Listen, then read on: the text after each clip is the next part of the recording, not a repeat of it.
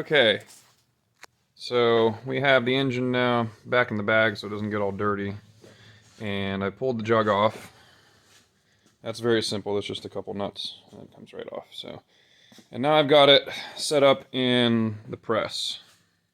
So we're gonna take this valve guide out, and one of the difficulties you might have is that the valve angle is not perpendicular to the deck surface of the head.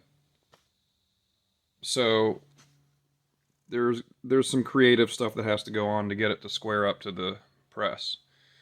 So once I got it squared up, and then make an adapter or two to press the valve guide out. So I started with a piece of, this is actually from a Samsung dryer. This end right here was threaded, and I used the poor man's lathe. So I just took it over to the bench grinder, got as close to the shoulder as I could right here without damaging this face, and then brought it over to the the more precise lathe, and chucked it up in the drill.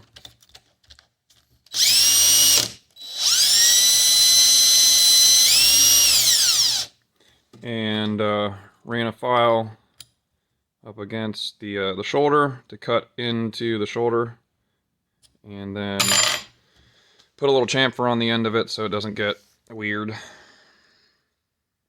doesn't bite into anything.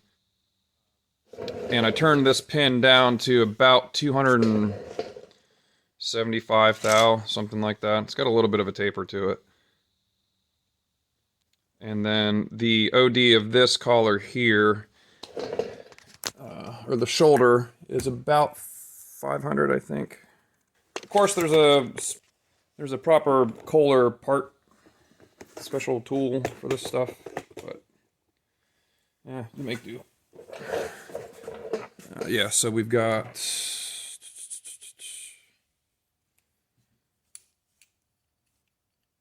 so this needs to be smaller than the valve guide, but having enough of a shoulder to grab it. Yeah, that's roughly 510. So that's roughly a 500 OD on this part of it. And then this section here is, come on, get in there. And I purposely undersized it more than the valve guide of 5/16 because I'm assuming that the when we might use this tool to press in the new guide, and so I wanted it to be a little sloppy so it didn't score up the walls of the guide when I went to press it in, because as that wall swells, it'll become tighter than the 5/16. So we've got, yeah, that's about 225, 50. Yeah, about 275. So anyway, cleaned it up, made a special piece, and then we are coming over here to press it out. Now, I've started this just a hair. I got a block of wood over here, and some spacers, and an actual press plate right there. So this drops down into the guide. Drops down into the guide. And get in there. If I get my flashlight out, you can see it. We're all in shadow right now. Man, that's really hard to see. Smaller than the guide itself. Maybe you can see it. Yeah, it's smaller than the guide itself. And get you just up above the level there. Now, the one thing I don't know is if I have enough travel here. to press that guide out, but we'll find out. So you can see I'm pretty squared up to the press right now, but that did require this down here. Very small lip over here, so we're going to be careful. These guides did not want to just come out with a hammer. They're not like the ones in the aluminum heads. They don't want to move. So let's see if we can press this out of here. It just started to move, so I'm going to go real slow. Get it squared up right. And somehow I lost my jack handle. I don't know where it went.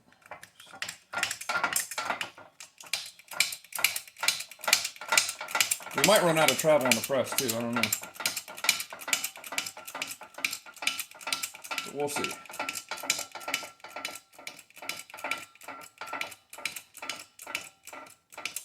Alright.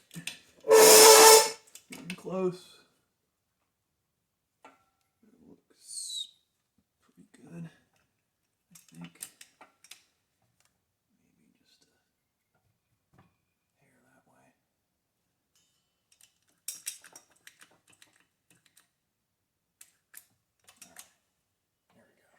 Seated. Okay, let's give it a shot. There it goes.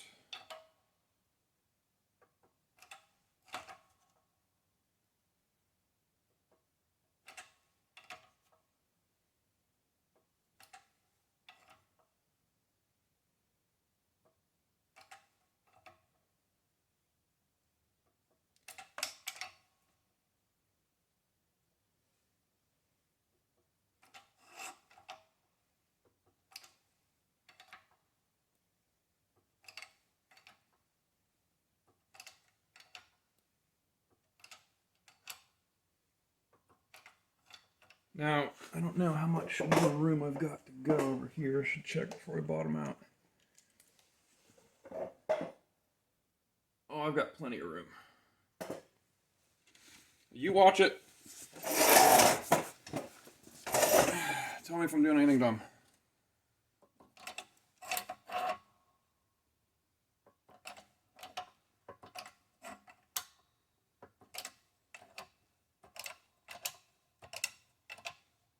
It's about out. Getting real easy to move now. Boop. Alright, so that actually was pretty good because now the press is right above the valve there. Alright, so let's pop this up out of the way. Collect our prizes. Here's the adapter.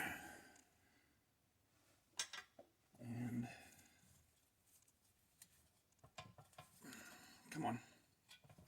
There's our guide. Looks like it got a little chewed up going through there, huh?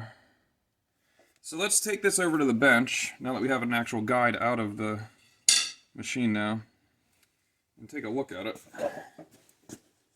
And we'll inspect it with the tool too, make sure our tool's doing what we want it to. So, the tool doesn't look like it got damaged or anything funky happened to it. I don't see any scuff marks along here. That actually was there from the dryer itself, messing it up. What I was saying about the valve guide is you can see right here, I pressed the very top of it when it got pressed out. I think, and since that doesn't continue up the whole surface, let's see which way was it moving. It was moving like this. Yeah, since it doesn't seem to score the whole thing, maybe that was just at the top. That's some hard steel though. It's kind of chipped off. Let's take a look down inside the guide and see what we can see.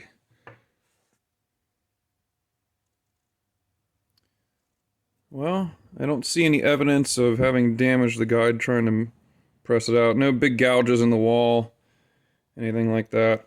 I was concerned that if I made this tool a little too sloppy that... Oh no, that's fine.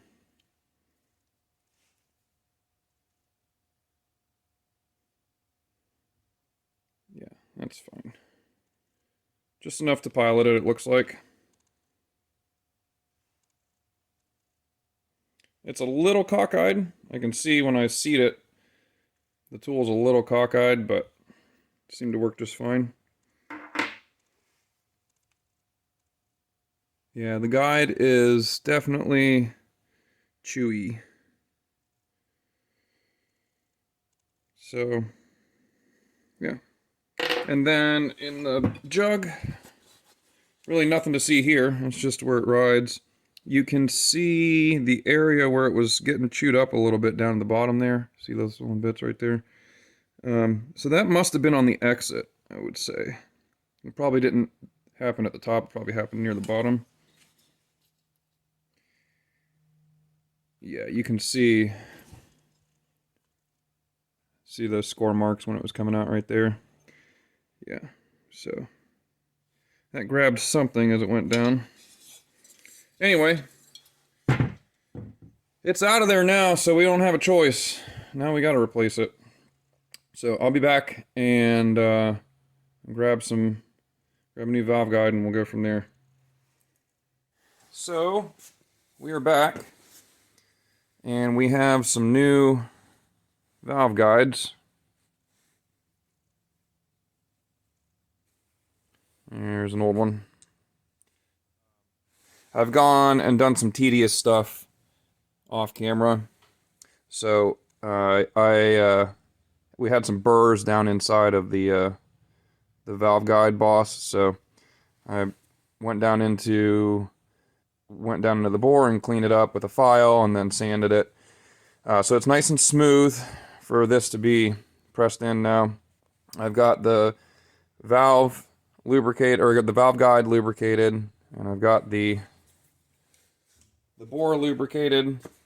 Everything's cold right now. Everything's about the same temperature, so we're gonna expect that it'll probably take a decent amount of force to press it in. But in addition to that, we also have a finishing reamer. So once we get this pressed in, and we've got it to the right height, we need to go through with a reamer, and this is a piloted reamer. We'll show it on the bench once we get to that step. We need to ream that ID of the valve guide to the proper size, because it'll get squished as it goes into the press fit area. So, but that's a separate process. First, we gotta press it in. The valve guides have a pretty nice taper on them, so that they kind of self-center into the bore. I got two valve guides. I'm only going to replace one, and I hope I only need one. I hope I don't mess this up. I've never done this before, so we're kind of going through it together. If you haven't done it before either, we'll have fun. Let me grab my safety glasses and safety squints. So, got that ready to go. We use a short handle here. I'll put a lot of pressure on it. And I'm going to have to check as we go to make sure I don't get it too far down into the guide. Looks like we're all right. Let's start giving her a little. Yeah, no, it's going nice. Nice and smooth. Oh, there she goes. A little self-centering action happened there. Felt it shift sideways. And that's okay. Actually, not a lot of force required right now. Seems to be pretty happy.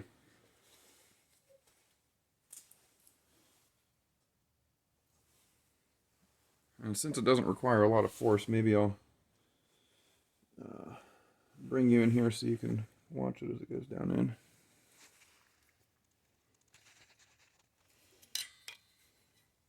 So we've got quite a ways to go. It's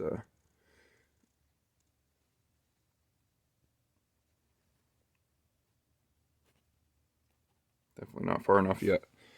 I'll try holding the phone here. You can't really see very well down in that pocket, but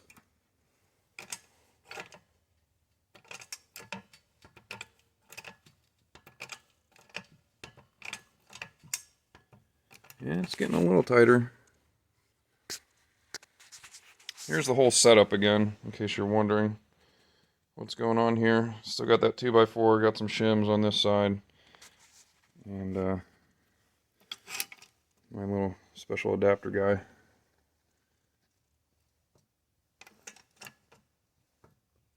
Alright, I need to focus because I want to creep up on that final install height, so I'm going to leave you over here.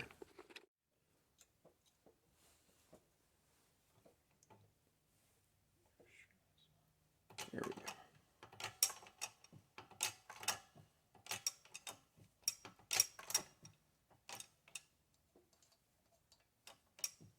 It's kind of hard to see where I'm at.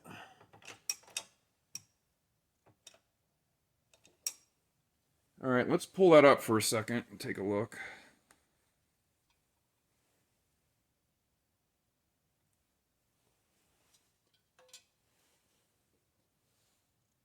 We're getting there. We got another...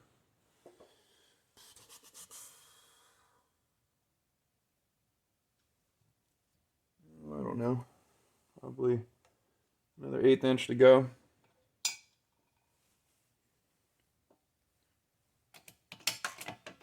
If I really wanted to be tricky about this, I could just set up like a dial indicator and get it perfect, but I think I'm just gonna try to creep up on it.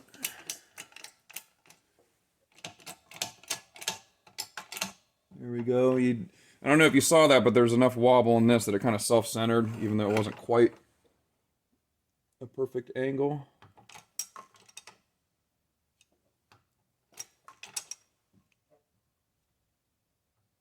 All right, let's take a look again. See where we're at. Ooh, buddy. That might be it right there. I don't think we want to go any deeper than that. All right. Let's take a look. Now that we have the jug back on the bench, I can show you the install height on this guide here a little better. It was a little tricky over on the press. So, from the easiest way I think to measure them is to go from this side where they come through the valve box right here, and basically I just matched it to the height of the existing intake valve because they were set to the same installation height, and I crept up on it and I got lucky. So I'm just gonna check the depth. So this is the intake side here. Just run it through where the lifter would be. And this is a machined surface here, so this should be somewhat consistent as far as a reference point goes.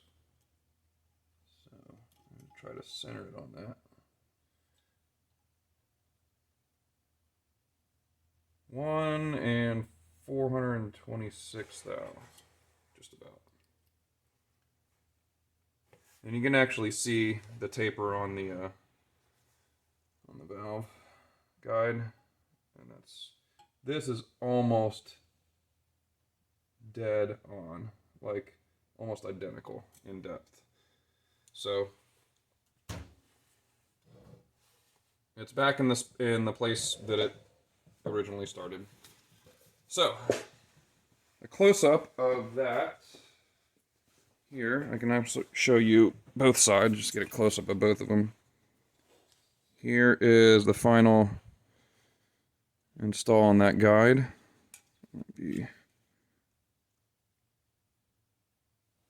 kind of hard to see because it's just so shiny and LEDs just go everywhere. There's the intake one, it's original, and there's the exhausts. You can see in here.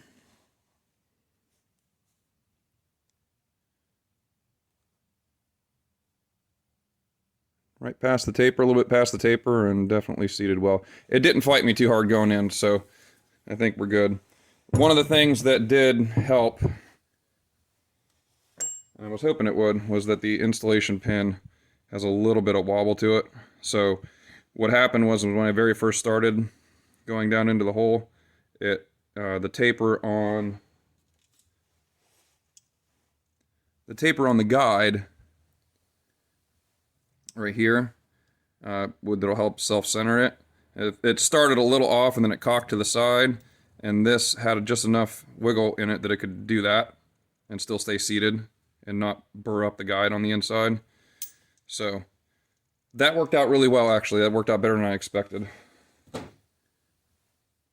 So the next thing to do is to make sure that the inside diameter of the guide is at 312.5 thousandths. That's a 5/16 guide.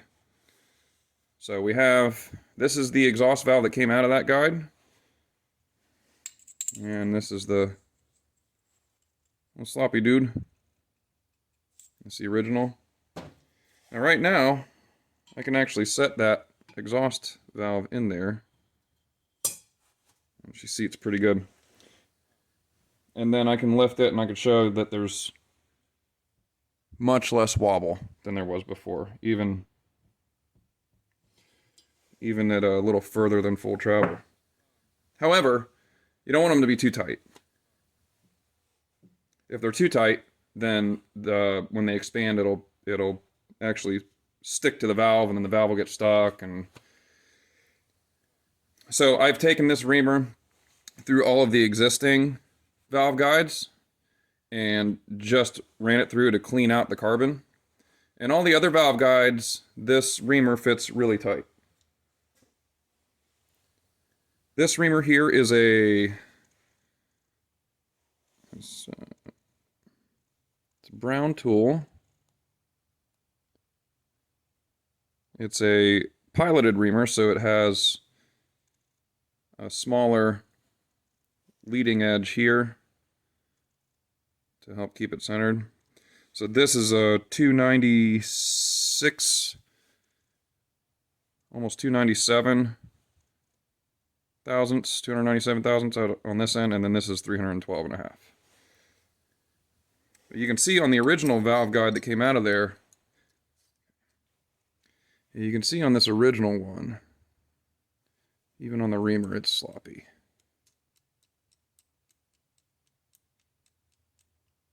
And that's side to side. That's not even up and down. So definitely worn. One of the cool things about this is, as a cleaning tool, it's also kind of checking the bore of the guide. So I checked this on the other three valves, and in every valve it was still tight. The exhaust valve on the opposite jug pulled a bunch of carbon and crap out. So it didn't actually pull any material, it just cleaned out the carbon. So we've got a good tight fit on all the other three. I don't think I'm going to worry about replacing any of the others. We just need to final size this hole. So, again, this is new to me, so I'm going to try to do the right thing. But I don't know what the right thing really is. I know general practices of right things to do, but I'm not a machinist by trade, so let's start by getting this. Jeez. Yes, I need a new vise. I know. I need a new vise and a new table. This is just starting to get ridiculous. All right. So it's somewhat stationary. At least it's not going too far. We'll put some cutting fluid down in the hole. Make sure the flutes are. This is a straight flute chucking reamer, piloted chucking reamer. I think ideally for something like this, I would have like a floating reamer chuck that would allow this to self-center in the guide. But we're just going to go low and slow with it and see how it does. So right now, I'm getting past the pilot, and it's just starting to touch the guide. So let's see how this works. Hoping it'll just kind of self-center as it goes. So I'm having to use a little bit of pressure. Just trying to make sure I don't force it off-center at all. There it goes. A little burr at the top. Don't need a lot of speed. Don't need a lot of pressure. There was just a little burr at the top, and then we just fell through. Okay. So it didn't need much. Pull it back up out of the hole. I think technically you're supposed to not rotate it as you pull it back up, but it's pretty tight right here, so I need to rotate it a little to get it out of the hole. And then very careful at the top so you don't do anything funky. And we got a little bit of material out of it. Not a lot. This is just a finishing pass, so we're not expecting a lot. Just a few little scraps. There we go. Not a lot of pressure. We'll clean out that guide.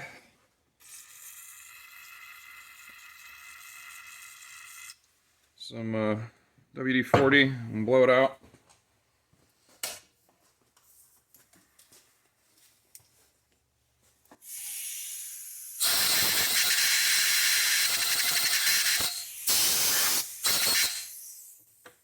Clean off our tool.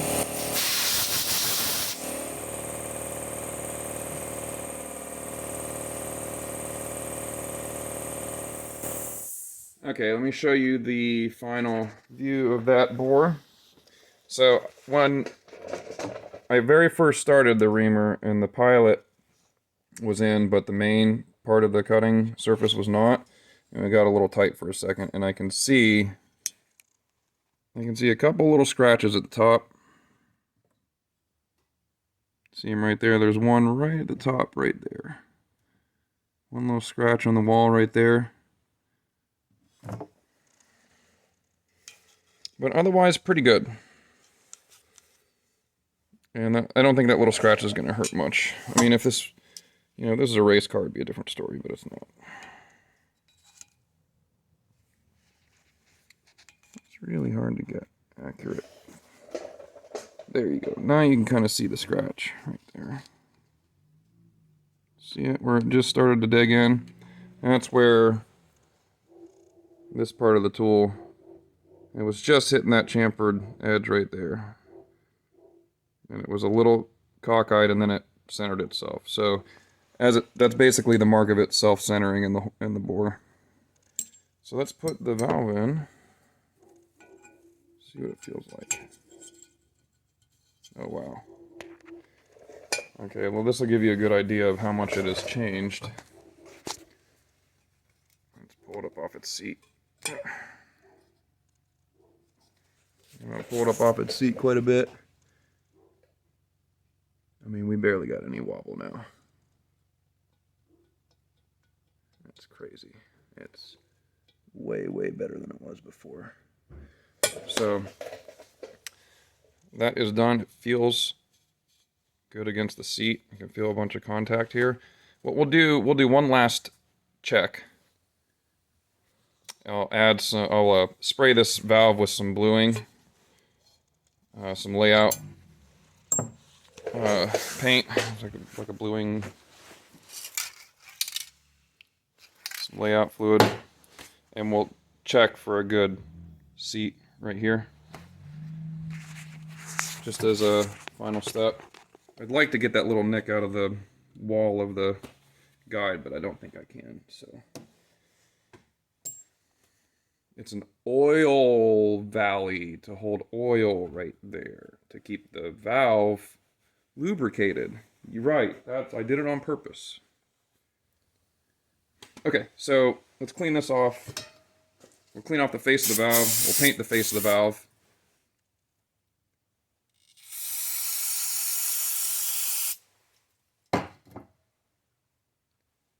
And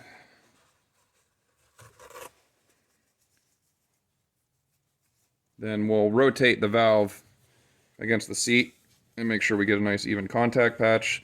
That basically is just checking that everything is still true. Everything is still concentric to the original bore. Not that anything required, there's no reason for me to think that anything is like severely out, but I'm crazy about double checking stuff, so we'll just double check.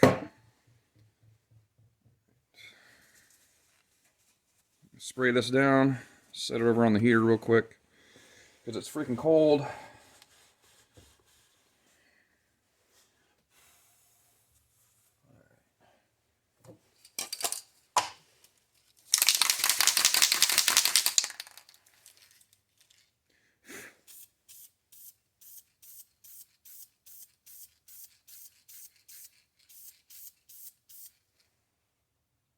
Alright, so now we got some of that layout fluid on here.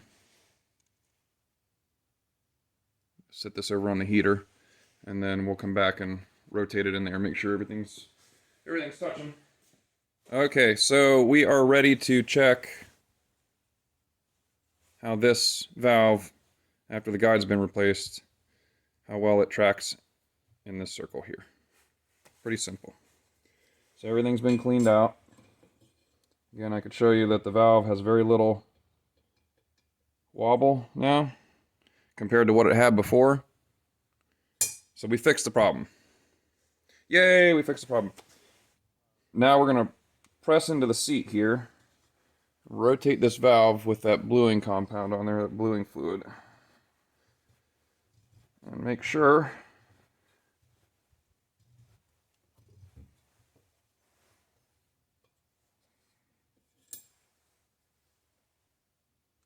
we're getting a nice even line across the valve and the seat. And it's not bad.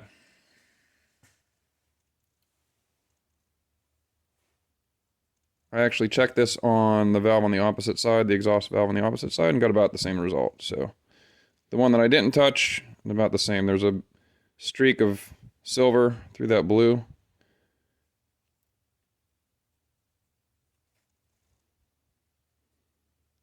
See it there. Pretty consistent. We'll put it back down in there, run it some more, and then we'll look down at the seat.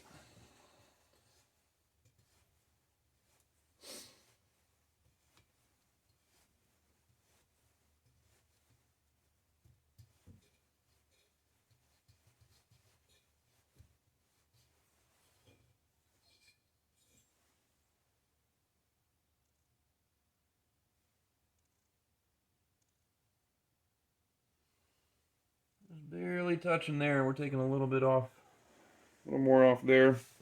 I'll show you the valve seat. It's not perfect. A little bit of bluing all the way around. It's really light right here. It's really heavy right here. So it's not a perfect seat by any means. It's not terrible. So we'll call it good for now. And we'll learn from this experience and not be so scared to do it on the next one. So that's basically it. We've got our valve guide's been replaced. We have an additional one here if we ever need it.